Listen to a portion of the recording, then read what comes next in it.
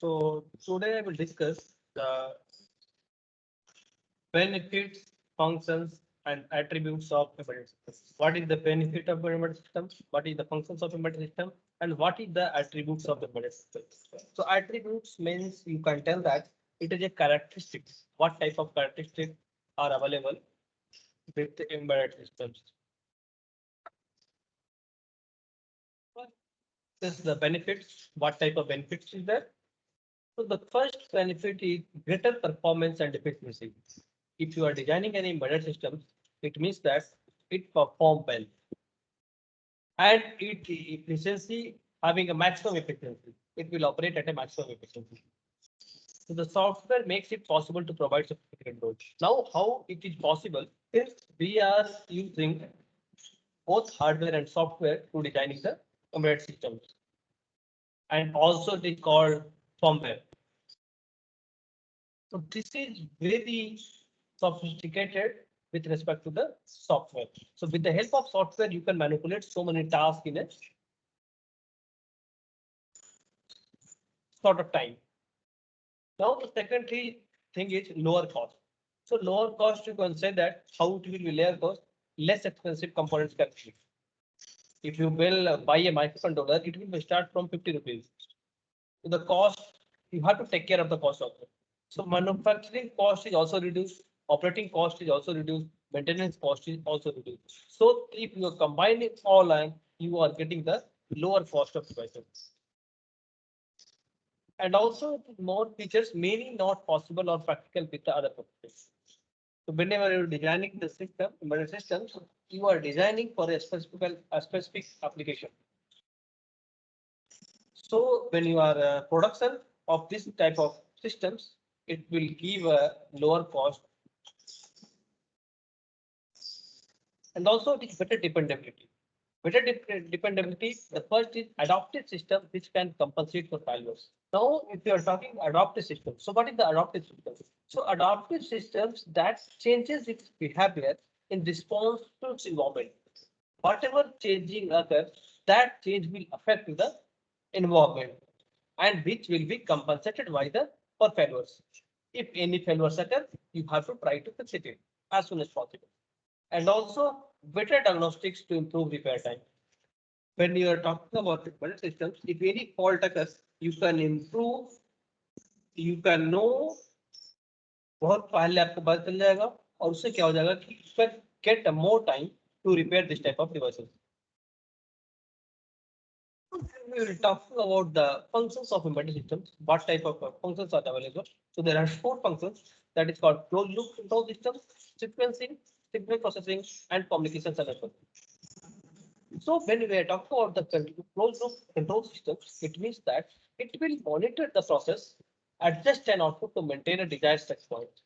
Temperatures, speed, directions, whatever the values are there, all of this study the control system. In control system, the main motto is you have to get the desired output. So for that desired output, you have to use the closed loop control systems. So whatever the outputs you want, you can fix it out with the help of inputs and you can monitor the process. Also, this sequencing step through different assemblies based on an environment and system. When you are designing the systems, there are several steps. Let us consider any system is there that will be taking the temperature input, temperature from the environment, and it will show the output. So in there are 3 or 4 steps are involved. First, with the help of temperature sensor, it will detect the temperature and then he will fed to the microcontrollers. The microcontrollers will display the value on the display. So this sequence you have to follow it. Okay, so the sequencing is necessary for completing a certain task. Now we're talking about signal processing. So in signal processing, you are remove noise, select desired signal features. So whenever it will capture the input from the environment, it will be captured by the captured noise also. So you have to remove the noise. Okay, and after removing the noise, you can get the desired signal features. Communication and networking. This is very important if you want to send the data from one device to one device or one location to another location, either with device or with the cloud. So you can easily exchange the information. You can easily exchange the data. So this type of four functions will be required for designing any systems. When we are talking about the attributes of a system, so attributes is called characteristics. What type of characteristics are available in the system? Now, if you see, first I will discuss the interfacing with a larger system and its organ. If you are going to interface the embedded systems and environments, how many things you have to require? Okay. So now first is analog signals for reading sensors. From the nature, all of you know that analog signals are available. For reading these analog signals, you read a sensor. So you need a sensor for that file. That's why you are going to use the sensor. With the help of sensor, you can capture the value voltage corresponding to that. So it is called typically use a voltage to represent a physical value. So in terms of voltage, I have taken the input and I have noted down the microcontrollers. Power electronics for driving motors and solenoid. So power electronics is also required. All of you know about the motors. So what is the solenoid? So actually solenoid is a device which comprised of a coil of wire. So what will happen when any electric current is introduced with the solenoid, a magnetic field forms around the coil, which creates a movement. Okay, so if you have any like that rod is there, in that rod coil is like that. When you are providing the current, what will happen? This magnetic field is generated, and with this magnetic field, you can create some movement. Like you can see the movements means like a switch. With the help of this, you can switch on the switch. If you not come across with the solenoid, when you came to the college, you can go to the automation labs and you can see that solenoid valves are available. Okay. So now next is digital interfaces for communicating with the other devices. Digital devices is also required to interface or for communicating the other digital devices. Like there are two types of devices, simple and complex. So in simple, switches are there. In complex, displays are there. Now the next is concurrent and reactive behaviors.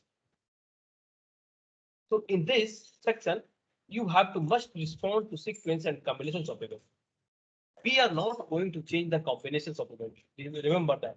Whatever sequence you have defined, according to that sequence, the system will perform. And also, the real-time systems have a deadline on its mentioned. Now you can check on all of you come across with the ATM.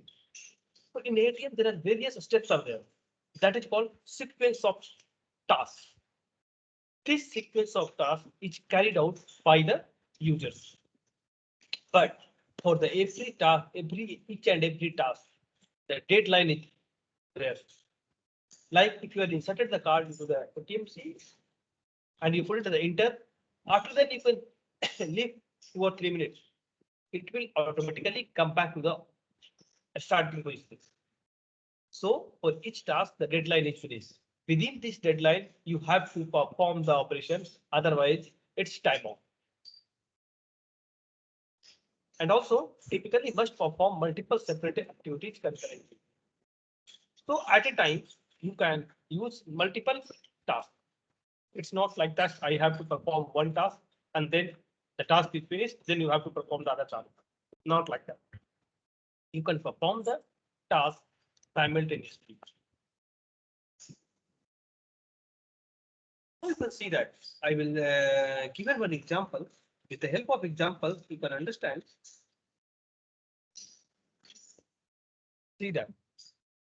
I have taken the examples of the analog sensor in an analog sensor, it's come to the depth gauge. So with the help of depth gauge, you are measuring the depth of the.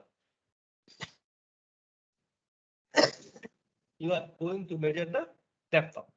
Now you can see first what will happen. This depth gauge is working with the pressures. So like first with the help of pressure sensor, what will happen? With the help of pressure sensor, it detects the pressure. And after detecting any pressure occurs, then it will detect the pressure, this pressure sensor, and it will generate a proportional output voltage that is called V sensor. Whatever inputs he has captured, what is the pressure he has captured, with the help of that pressure, one particular voltage sensor is defining this voltage. Now, this voltage sensor and this voltage difference, with the help of these two voltages, the ADC generates the proportional digital integer. So which type of integers? You can see that in this integers in the box, in the V reference, this is the maximum value. So I have put it all ones, and V sensor is something between this. For ground, I have put 0, 0, 0. So between 0, 0, 0, 0, 0 and 1, 1, 1, 1, 1, it means that V reference and V ground voltage sensor output will be there. So with the help of that,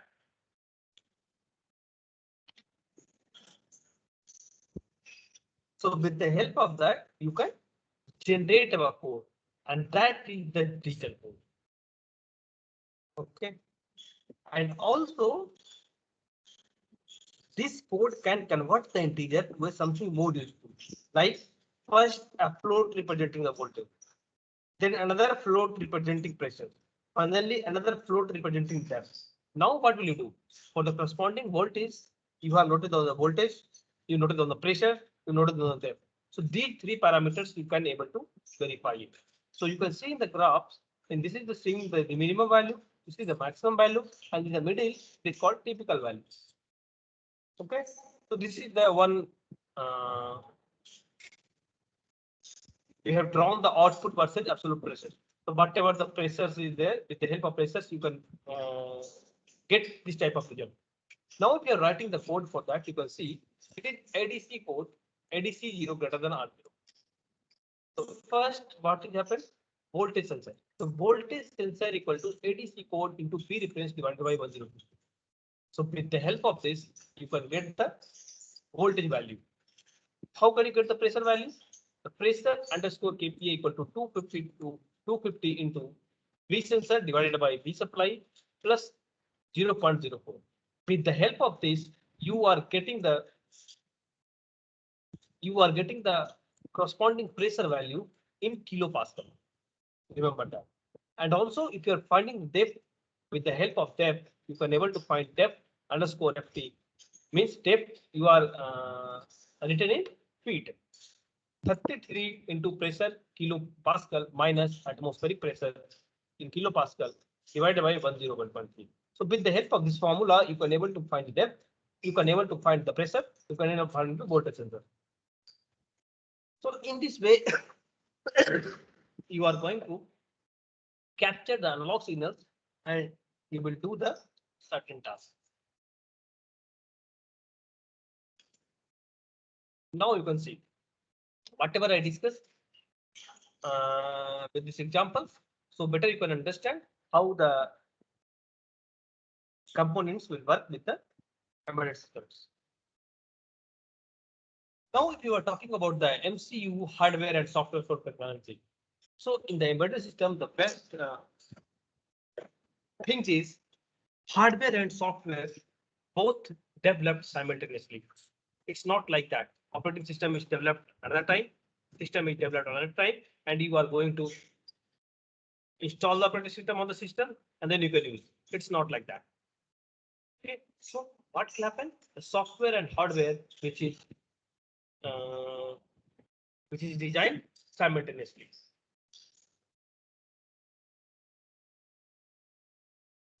So now first the CPU executes instructions from one or more thread of the execution. CPU will execute the instructions, okay, and then specialized hardware peripherals are dedicated concurrent processing. So there are several devices that are present on that embedded systems, and these embedded systems having a different ones. So like DMA. So DMA used for transferring the data between memory and peripheral. Master timers, it will take care of the any software failure occurs. Analog interfacing to interface the analog to interface the devices which can use the analog sensor, analog signals like analog sensor. I already discussed pressure sensor. So in that case, tracer will be captured. Timers is also there. Communications with other devices. If you want to send the data, you want to transfer the data to other devices, then you can use for the communication peripheral. Detecting external signal event. If any interrupt occurs, then it will detect the external signal event and it will do the job for the corresponding interrupts. Peripherals will interrupts to notify CPU event. Now, whatever the CPU is doing, peripherals is indicating that what type of function is executed at that time. So you can see when you can see the systems, if any embedded system is there, these type of components will be present on that. Like the first, we are discussing the ARM processor.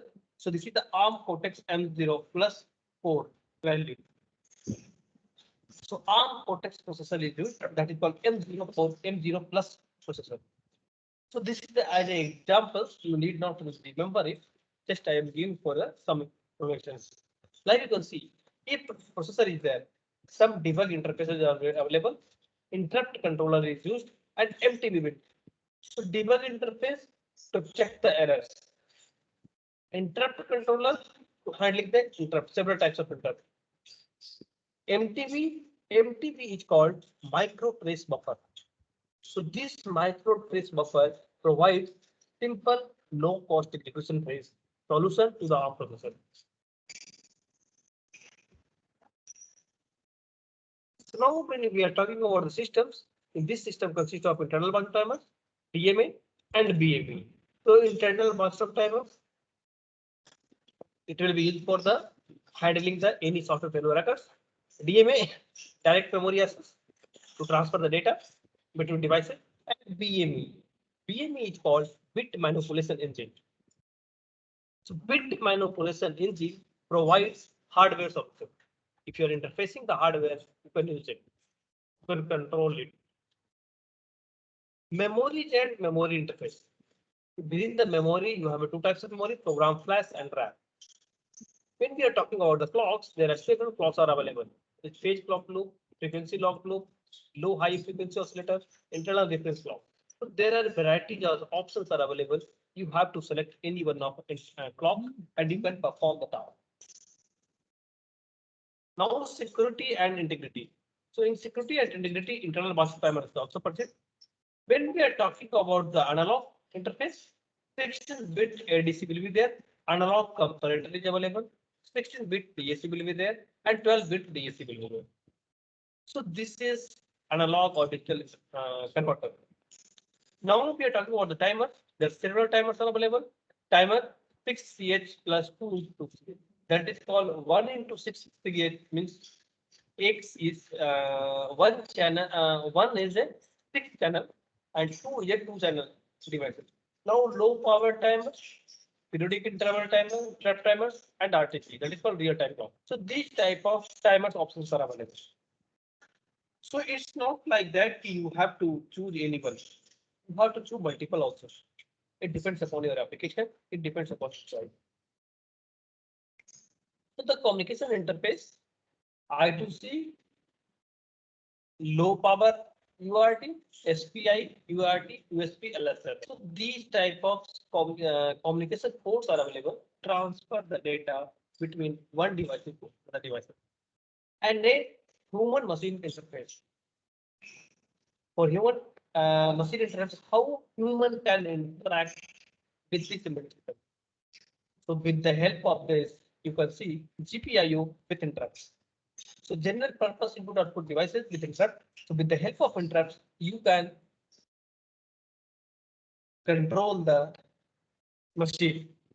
And also it have TSIs. So TSI is called target system. So in the target system interface, it provides the exchange data between devices. Now, with the help of GPIO with interrupt, either it will interface the communicate between devices or human to devices. With the help of TSI, target system interrupt, you can provide to exchange the data between the devices. So now, if we are talking about the concurrent hardware and software operations, so the embedded systems rely on both MCU hardware peripherals and software to get everything done on time. So both are responsible for that. Okay.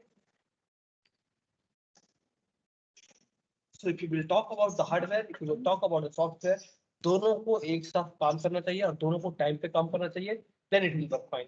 Like let's see the example. When I am talking about the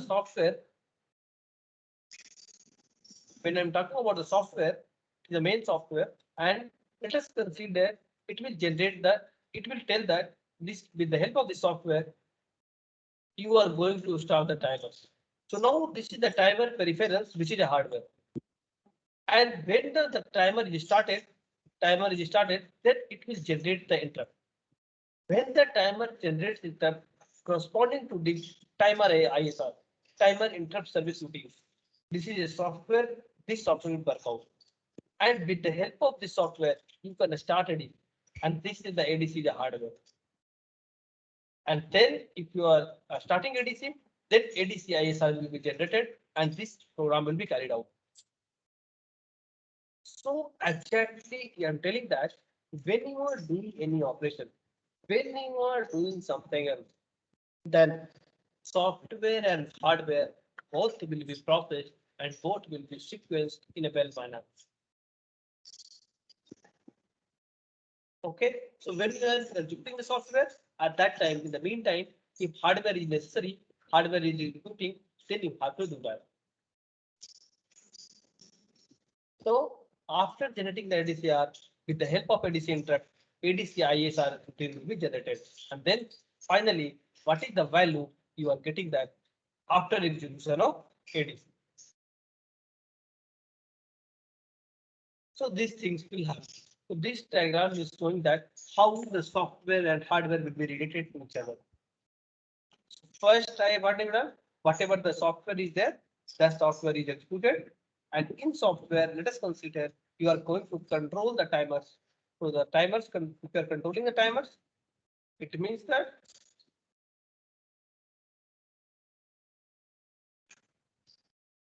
if you are controlling the timer, then timer peripherals will be started.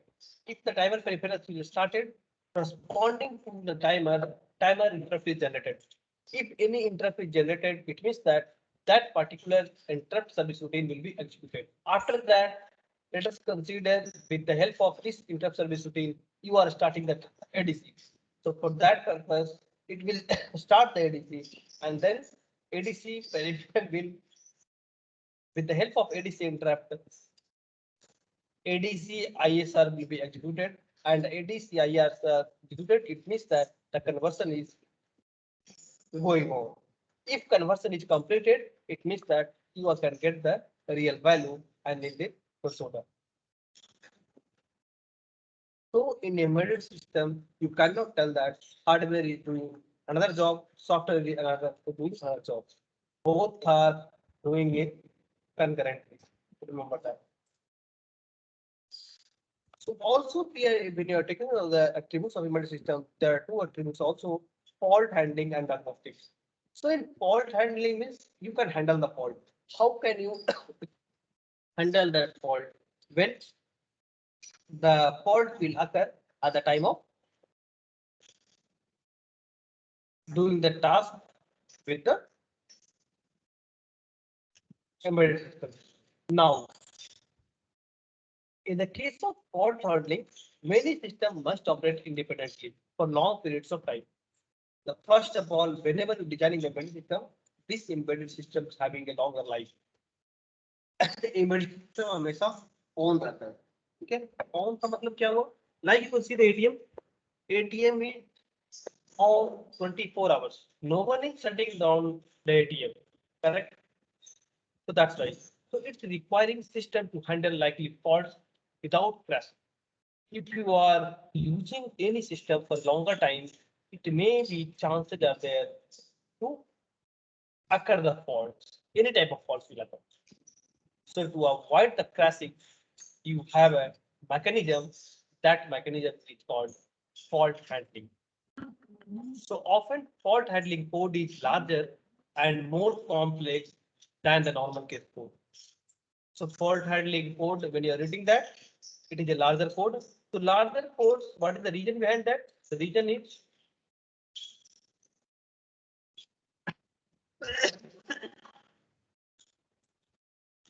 the reason is for the full system, you are expecting some errors. And for particular errors, you are going to write a program. Okay. So in that cases, this code is larger and also it's more complex than the normal case. Diagnostics, the help service personnel determine problems quickly. Whatever problems is there, that problem is handled by the systems or you can tell that system administrator.